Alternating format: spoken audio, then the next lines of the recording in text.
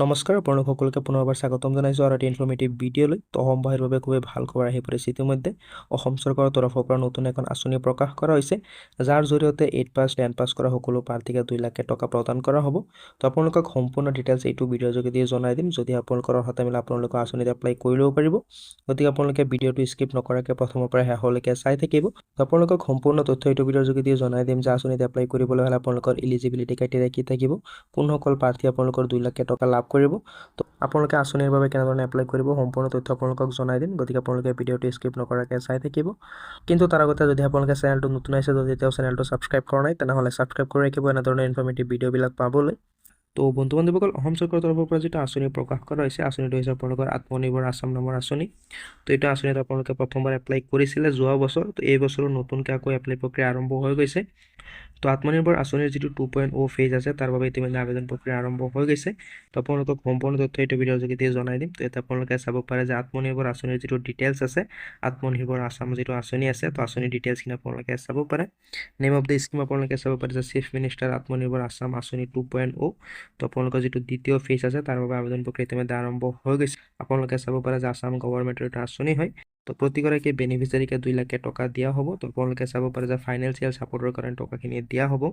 তো ফাইনেন্সিয়েল ইয়াৰটো আপোনালোকে চাব পাৰে যে 2024-25। তো আপোনালোকৰ 25 বৰ্ষৰ কাৰণে নতুনকৈ এপ্লাই প্ৰক্ৰিয়া আৰম্ভ হৈ গৈছে। তো আপোনালোকে সম্পূৰ্ণ ডিটেইলছখিনি চাই লওক। যদি হয় তেনেহ'লে আপোনালোকে এপ্লাই কৰিব পাৰিব। তো ইয়াত আপোনালোকে চাব পাৰে যে আপোনালোকৰ 2 লাখকৈ প্ৰথমতে দিয়া হ'ব, পিছত আপোনালোকক 5 লাখ টকা দিয়া হ'ব দুটা ইনষ্টলমেণ্টত। তো আপোনালোকে আঁচনিত এপ্লাই কৰিব পাৰিব। আপোনালোকে প্ৰথমতে ইলিজিবিলিটি ক্ৰাইটেৰিয়াখিনি চাই লওক। তো যিটো আঁচনি আছে, আঁচনিটো লঞ্চ কৰা হৈছিলে 23 ছেপ্টেম্বৰ 2023 চনত। তো আপোনালোকে চাব পাৰে যে অনলাইনৰ জৰিয়তে এপ্লাই কৰিব লাগিব। তো আপোনালোকে যদি কিবা হেল্প লাগে তেনেহ'লে আপোনালোকে যদি হেল্পলাইন নাম্বাৰ আছে, আপোনালোকে ইয়াত গৈ আপোনালোকে সম্পূৰ্ণ ডিটেইলছখিনি পাই যাব, হেল্পখিনি পাই যাব। তো আপোনালোকে কেনেধৰণে এপ্লাই কৰিব তাৰ সুবিধা ডিটেইলছখিনি আপোনালোকক এইটো ভিডিঅ'ৰ যোগেদি জনাই দিম। তো আপোনালোকে ইয়াতে চাব পাৰে যে সম্পূৰ্ণ ডিটেইলছখিনি আপোনালোকক দিয়া হৈ আছে যে কিহৰ আঁচনি হয়, কেনেকৈ আপোনালোকে এপ্লাই কৰিব। তো আঁচনিৰ বাবে এপ্লাই কৰিবলৈ হ'লে আপোনালোকে এলিজিবিলিটি ক্ৰাইটেৰিয়াটো চাব পাৰে। তো যিসকল প্ৰাৰ্থীয়ে প্ৰথম ফেজত এপ্লাই কৰিছিলে, সেইসকল প্ৰাৰ্থীয়ে এপ্লাই কৰিব নোৱাৰে দ্বিতীয় ফেজৰ কাৰণে। তো যিসকল প্ৰাৰ্থী একেবাৰে নতুন হৈ প্ৰথম ফেজত এপ্লাই কৰা নাছিলে, তো সেইসকল প্ৰাৰ্থীয়েহে এপ্লাই কৰিব পাৰিব। 8 পাছ 10 পাছ কৰা সকলো প্ৰাৰ্থীয়ে কিন্তু এপ্লাই কৰিব পাৰিব। তো আপোনালোকে চাব পাৰে যে অসমৰ বাসিন্দা হ'ব লাগিব, তেনেহ'লে আপোনালোকে এপ্লাই কৰিব পাৰিব। এজ লিমিট আপোনালোকে চাব পাৰে যে 28 বছৰ বয়সৰ পৰা 45 বছৰ বয়সৰ সকলো প্ৰাৰ্থী এপ্লাই কৰিব পাৰিব। তো আঁচনিত এপ্লাই কৰিবলৈ হ'লে আপোনালোকে শিক্ষাগত অৰ্হতাটো চাব পাৰে যে আপোনালোকৰ নন প্ৰফেশ্যনেল কোৰ্চ কেটেগৰীত আপোনালোকে চাব পাৰে যে 10 পাছ 8 পাছ কৰিলে এপ্লাই কৰিব পাৰিব। জেনেৰেল কেটেগৰী কেণ্ডিডেটছে মিনিমাম 10 পাছ কৰিলে এপ্লাই কৰিব পাৰিব। OBC SC ST কেণ্ডিডেটছে আপোনালোকৰ 8 পাছ 10 পাছ কৰিলে কিন্তু এপ্লাই কৰিব পাৰিব। আপোনালোকে চাব পাৰে যে upto 10 বুলি কৈছে। আৰু প্ৰফেশ্যনেল কোৰ্চত আপোনালোকে চাব পাৰে যদি আপোনালোকে ইঞ্জিনিয়াৰিং ডিগ্ৰী কৰি থৈছে বা মেডিকেল এগ্ৰিকালচাৰ ভেটেনেৰী ডিগ্ৰী কৰি থৈছে, তথাপি কিন্তু আপোনালোকে এপ্লাই কৰিব পাৰিব। তো বেংক একাউণ্ট আপোনালোকে চাব পাৰে যে আপোনালোকৰ যিটো বেংক একাউণ্ট আছে, তো আপোনালোকে বেংক একাউণ্ট অ'পেন কৰা হ'ব লাগিব। 1 এপ্ৰিল 2024 আগত আপোনালোকৰ বেংক একাউণ্ট অ'পেন কৰা হ'ব লাগিব। তো যিটো আঁচনি আছে, আঁচনিত এপ্লাই কৰিবলৈ হ'লে আপোনালোকৰ এমপ্লয়মেণ্ট এক্সচেঞ্জ অফিচত নাম থকা হ'ব লাগিব। তো যদি আপোনালোকৰ এমপ্লয়মেণ্ট এক্সচেঞ্জ কাৰ্ডখন আছে, তেনেহ'লে খুবেই ভাল কথা হয়। যদি আপোনালোকে এমপ্লয়মেণ্ট এক্সচেঞ্জ কাৰ্ডখন বনোৱা নাই, তেনেহ'লে মোক কণ্টেক্ট কৰিব পাৰে, মই আপোনালোকক সহায় কৰি দিম। ইয়াতে আপোনালোকে চাব পাৰে যে আপোনালোকক কি কেটেগৰীত পইচাটো দিয়া হ'ব। তো ইয়াতে আপোনালোকে চাব পাৰে যে এগ্ৰিকালচাৰ, ডায়েৰী, পিগাৰী, পেকেজিং, তো এনেধৰণে বিভিন্ন কেটেগৰীত আপোনালোকৰ পইচাখিনি দিয়া হ'ব। বিভিন্ন কেটেগৰী আপোনালোকে দেখাব লাগিব যে মই এইবিলাক কাম কৰিম, তাৰ বাবে পইচাটো লৈছোঁ চৰকাৰৰ পৰা। তো এইখিনি আপোনালোকে দেখাব লাগিব। তো ইয়াতে আপোনালোকে চাব পাৰে যিটো 2.0 আছে, অৰ্থাৎ দ্বিতীয় ফেজ যিটো আছে, তাৰ বাবে আপোনালোকে ৰেজিষ্ট্ৰেশ্যন ফিজ এটা দিব লাগিব।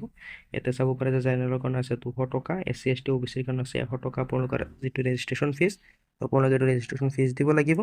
তো আপোনালোকে কেনেদৰে এপ্লাই কৰিব তাৰ সুবিধা ডিটেইলছখিনি আপোনালোকে চাব পাৰে। আপোনালোকে অফিচিয়েল ৱেবছাইটত এপ্লাই কৰিব লাগিব। তো অফিচিয়েল ৱেবছাইটৰ লিংকটো মই হোৱাটছআপ গ্ৰুপত দি দিম, তাৰ পৰা গৈ আপোনালোকে এপ্লাই কৰিব পাৰিব। যদি আপোনালোকে নিজে এপ্লাই কৰিব পাৰে খুবেই ভাল কথা হয়। যদি নোৱাৰে তেনেহ'লে তাৰ ওপৰতো মই ভিডিঅ' বনাই দেখাই দিম। তো প্ৰথমতে আপোনালোকে ৰেজিষ্ট্ৰেশ্যন কৰি পিছত আপোনালোকে এপ্লাই কৰিব লাগিব, এপ্লিকেশ্যন ফৰ্মটো ফিল আপ কৰিব লাগিব।